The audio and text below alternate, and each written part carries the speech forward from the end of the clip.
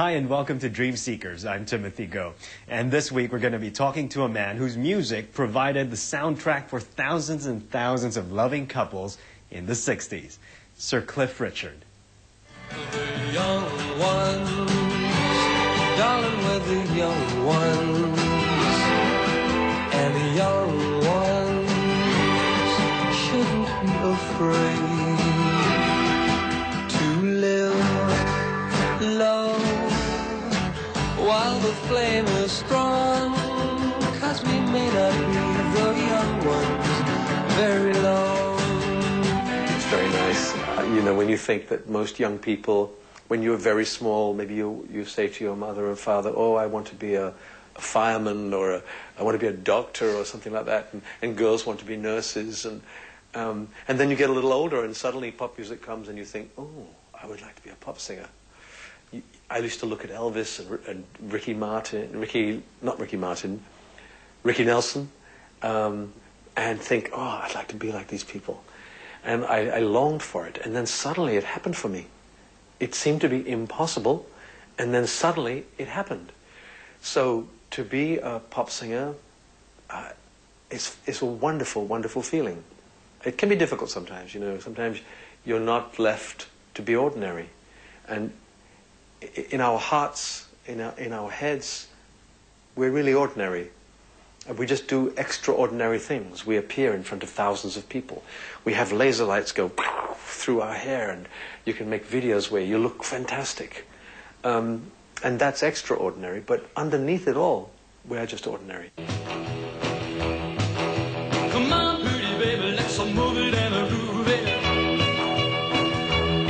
Well, shake, oh baby, shake, oh honey, we don't lose it. The rhythm that gets into your heart and soul. The award is a change of title. All of us are born with a title. When we're very young, we're known as Master Tim or Master Cliff. When you get a little older, it's Mr. and it's Mr. Cliff Richard. And then what they do is they take away the Mr. and they put Sir.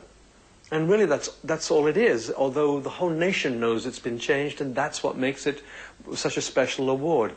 And nothing really changes too much other than people sometimes like to use the term. I mean, I meet people sometimes, and it's totally unnecessary. But whenever they speak to me, they always call me Sir Cliff. Oh, Sir Cliff, would you like another bowl of fruit? Oh, Sir Cliff, would you like to play some tennis? It isn't necessary, but it's nice. And that's what's changed. I suppose sometimes, if I'm honest, we use the name Sir Cliff Richard if you are trying to go to a very difficult restaurant in London.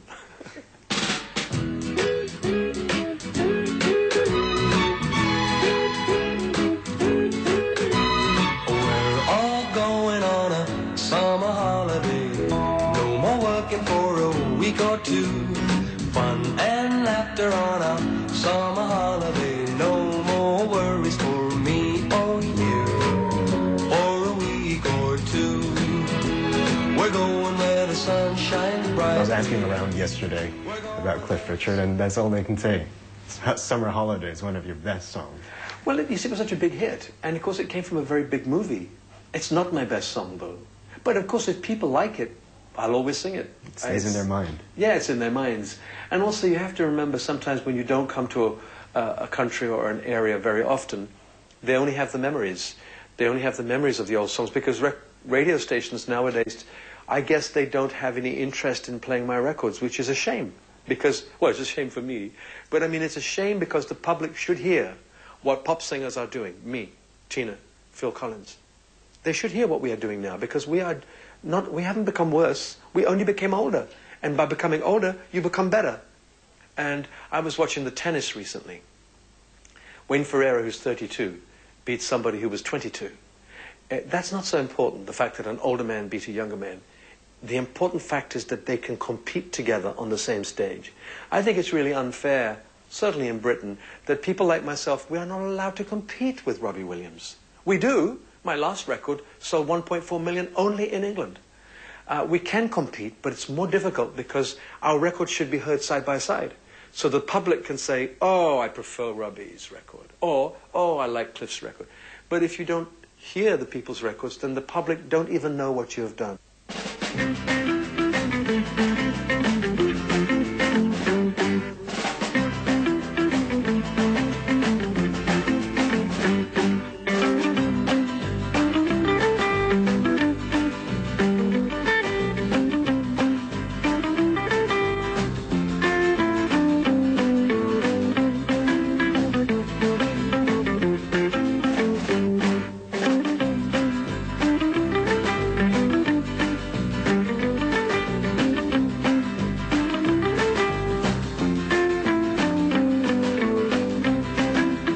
In the 60s, you were having a concert in London, and you were pelted with eggs and tomatoes and bottles. Apparently not because of your performance, but because of the impact you had on the girlfriends of some of the men in the audience. I know, isn't it funny? When you mention it to me now, I want to laugh because no one does it anymore. But in those days, if you were a performer like me and the girls screamed, the boys hated you. Nowadays, the boys scream as well. Everybody having a good time. It's fantastic. But yeah, I remember that concert very, very well. It wasn't so much the eggs and tomatoes don't hurt, but they threw coins also. The coins, we are very lucky. The coins did not hit any of us, but Jet Harris, the blonde, good-looking bass player that we used to have in the band, one coin hit his guitar and took a piece of wood away. And so it could have been dangerous for us. But I'm glad I lived through it, you know. I always want to say to people, you know, they think, oh, we're the goody two-shoes, we're the good boy of pop. Well, excuse me, we had some rough times to live through. You don't realize how tough you have to be to survive in our industry. And here I am after 44 years, so don't kid yourself that I'm some weak pushover, because I'm not. But you need to go through those moments in your life to understand what it's like to face opposition. And that's why now, in days like now, when people are perhaps more kind to me, perhaps. The press are, I think, a little kinder to me these days. But even the press can't hurt me anymore. I don't feel in danger. Now, going back to those egg-throwing days, what sort of effect do you think you had on the ladies at that time? And they used to come just to scream. I don't think it mattered what clothes we wore or anything. If I just went, they screamed. And so I never take it seriously, but we all go through it. Nowadays it's Westlife, and the small young girls go, they scream at Westlife, and I look back and think, oh, it was nice. It must be good for them, it's good fun, but if they want to survive, they have to learn how to control that to a certain extent, and teach the fans that there is more to it than just screaming.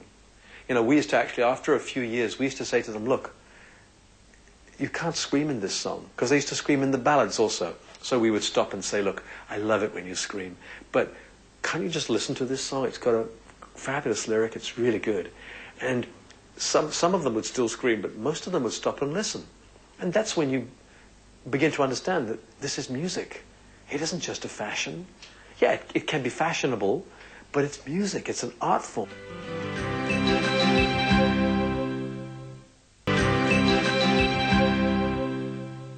Now, I've read somewhere that Elvis had a big impact in your life. And in fact, as you mentioned, some people in the UK consider you as the Elvis of the UK. How do you react to that? Even here in the Southeast Asia, I mean, so many times I've met people and they said, oh, I was an Elvis fan. And my friend was a Cliff fan. And we used to fight and go, no, Elvis is best, no, Cliff is best.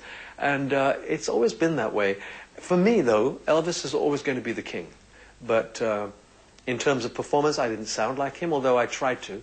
In my early records, you can hear me singing some of the B-sides, like Apron Strings, which I think was the B-side of Living Doll. And I'm singing, I tried to sound like Elvis. But then I suddenly realized it's no point sounding like Elvis. There's only one Elvis. And so I tried to be one Cliff.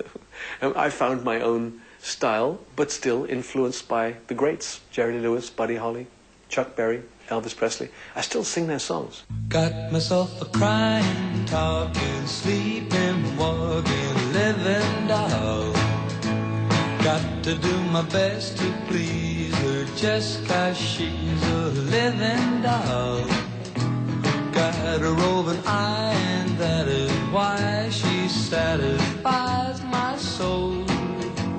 Got the one and only walking, talking, living doll. Your song Living Doll was re-recorded in 1986. And again, it hit #1. Were you caught by surprise? Well, I was surprised that I was asked to record it with that particular group, who were called the Young Ones. Another one of my hits, but this group of men who were actors, they called themselves the Young Ones. And they used to do a very, very cynical TV show. And they made fun of me on the TV, but one of them kept saying, "No, I'm a big Cliff fan." You know, he was a Cliff fan in the show, and I was very honored. I felt very privileged that they mentioned me very often in their show. And then suddenly I had a phone call, and they said, "We have been asked to do a charity concert, and we'd like to do Living Doll, and we'd like you to sing it. We don't think anyone else should sing it." So I thought this is crazy, because the Young Ones are a crazy group, crazy alternative comedians. And I thought, is this good for me? Is it right for me? And then I thought, no, wait a minute. First of all, it's charity, so that's good. That's good for them, that's good for me. It's good that we do things like that. And then I thought, okay, I'll speak with them and I'll say to them, look, please do me a favor. I am really happy to do this with you, but I have spent many years building my image in a way that is presentable, in a way that I like. I've never sworn on stage, I don't drink vodkas on stage, I don't curse the audience. I like to be likable. And I said, just don't make it ugly. And they said to me, we promise you. And they never did. And they were very clever men. When I did the video with them, it was so funny. We were laughing all the time. And I had great respect for them. They were so nice to work with. And I didn't have to worry at all. And of course, the record was #1. Living Doll was #1 twice. Way back in '59 and then again in '86. It was a very special song for me. Was there ever a time during the 60s or the 70s when you said, okay, by the time I reach a certain age, I'm going to retire? No, I never said that. I never said it to anybody else. I never said it to myself. Remember when I started, of course, the comments that came out about singers like myself were that we were one-hit wonders. And of course there were many. I mean, unfortunately for them, there were many people who had one big hit and then gone, never heard of them again. And that's sad, but that's the fact of life. Now, we didn't know. Maybe we were, the Shadows and I, maybe we would have been one-hit wonders, but we weren't. And then we were suddenly 2-hit wonders and 3-hit wonders and then 10-hit wonders and then suddenly 5-year wonders and then 10-year wonders. And so I thought, oh, I like this. It means now it's a proper job. It's a proper art form for us. And I began to look towards longevity. And so I never ever thought of stopping. I always hoped that it would continue for me. You were my one more chance. I never thought I'd find. You were the one more man I'll always have in my mind. Let's talk about your wine now, Vida Nova. Apparently it sold out within 24 hours of being released. I think a weekend, 24 hours, 48 hours maybe, but... Okay. It's a very nice red wine, if you like red wine. It's made by an Australian winemaker called David Baverstock. And when I first met him, he said, what kind of wine do you like? I said, I like drinking deep, rich, red, velvety wines, soft on the palate. I don't like too much aggression on my tongue. I like it in my music, but not on the tongue. And he said, okay. And so he made me a wine, but he made me a soft, palatable wine, but it does have not so much aggression, but interest. And the critics loved it. This is really unusual, I think, that my first attempt to make a wine received accolades from 3 of the top wine magazines, Wine World, Decanter, and Harper's. They all said that this is a serious wine and that it will only get better and better. And so I'm a very lucky man. So you have your music, you have your winery, and you have the Sir Cliff Richard Tennis Foundation for... Yes. We have introduced now to 250,000 young people tennis. Young children between 8 and 12. We already have about 30 or 40 young kids who are very good. But we still have our fingers crossed that one day, when I'm sitting at Wimbledon, one of our young kids will qualify. And I'm going to be sitting there going, yes! But even if we don't find a champion, we are introducing a good lifestyle health. Do you know, I met somebody, I was playing tennis and I was playing with a coach, a young Indian coach. And after we'd played, he came to me, he shook me by the hand. You know, we always shake hands after tennis, it's really nice. And he said, he held my hand and he said, I want to thank you so much. You and your foundation saved my life. And I said, oh, come on, you know, you're being over dramatic. We introduce you to a nice sport. He said, no, no, you saved my life. He said, because I was going through a period where I was moving in with you know, I didn't have anything to do in the evenings when I wasn't at school or whatever, and I was moving into circles that were being, we were offered drugs, all sorts of terrible things were happening. And he said, suddenly, one day at my school, your tennis foundation came, and I liked it. And now I'm a tennis coach. It pulled me away from all the danger of drugs. He said, I'm married, I have 2 small children, I have a really nice lifestyle, so you saved my life. And I'm thinking, it was worth it, you know, just for him. To hear that one story, it was worth having the tennis foundation. And so it's good to be involved in people's life when you know that you are offering them something positive. We were talking about optimism in pop. There's an optimism in life if you can remain healthy and strong. And I think tennis is going to help many of these young people get out into some fresh air, keep away from the bad things, the bad influences of life, and they will have health and a social life that is so much fun. It's good you're doing something like that. Now, back in early in the 70s, 1972, I believe, you were refused entry to Singapore because of your hair. I was. How did you react to that at that time? I loved it. Because everybody said, oh, he's so good. Everybody doesn't do anything wrong. And so we sent back messages to England and say, Singapore has banned me from here because my hair is too long. They think I'm a rebel. But in fact, they didn't ban me coming in. I just wasn't allowed to perform. But I wasn't going to perform that trip. I was going actually to Australia, and I wanted to stop. Singapore is one of the most beautiful cities we visit. And so I wanted to come in, and they said, your hair's too long. And they said, okay, here's the deal. We'll take your passport. So you can't stay. You have to leave tomorrow. So I got 24 hours in Singapore, and I didn't have to cut my hair. But the next time I came, you know, hair is not so important. Some people say, no, I'm not cutting my hair. This is my image. And I'm thinking, it's not so important for me. I would rather sing in Singapore than have long hair. So the next time I came, I just cut my hair down short. No problem. My band, we all cut our hair short, and we came and had a wonderful time.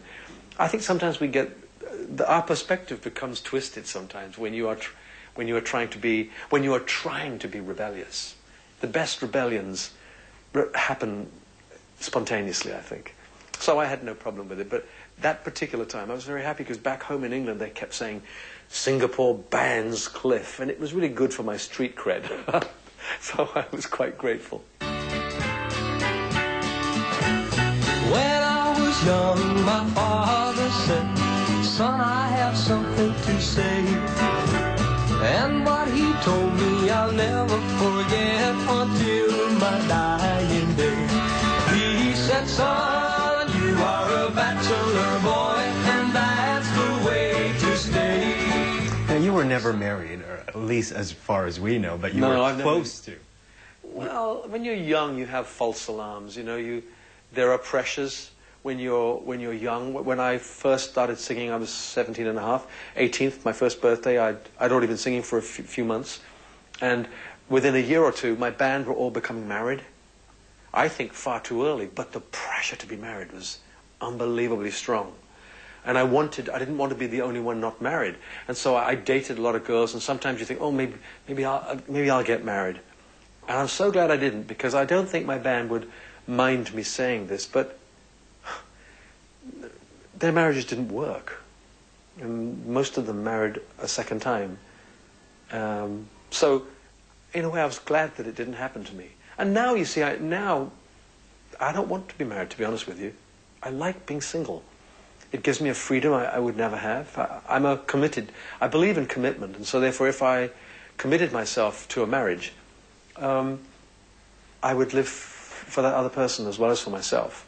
And marriage means children. You have to be very involved in all of that. You can't just say, I'm a pop singer, you stay at home and look after the children. You have to be there for the children. So in a way, it hasn't happened for me, but in a way, I now don't regret that at all. I like being this Cliff Richard. I like what I am. I like what I have. I like what I do. And I go ahead with my life that way. hopefully I'm not going to hurt anybody, and no one's going to hurt me. So how would Sir Cliff Richard want to be remembered then? Well, you know, there's something that was written about me many, many years ago. It was a headline in a newspaper, and I loved it because I'm a believer. I'm a spiritual being as well as a physical being, and you have these sections of your life that work together. And one of these headlines said, I did a gospel concert, and somebody had written saying that rock and roll and God go well together, work well together in the hands of someone who loves them both. And I would have thought that's a good way to be remembered. As a being who, I gave everything to my music and I did the best I could, and it was good. And I'm a spiritual being who has tried to present God in many, many, many, many times, and that was good also. So it was a good combination. I'd like to be remembered with those two things prominent. Thank you very much for your time this hour, Cliff. Okay, thank you, Tim, and thank you.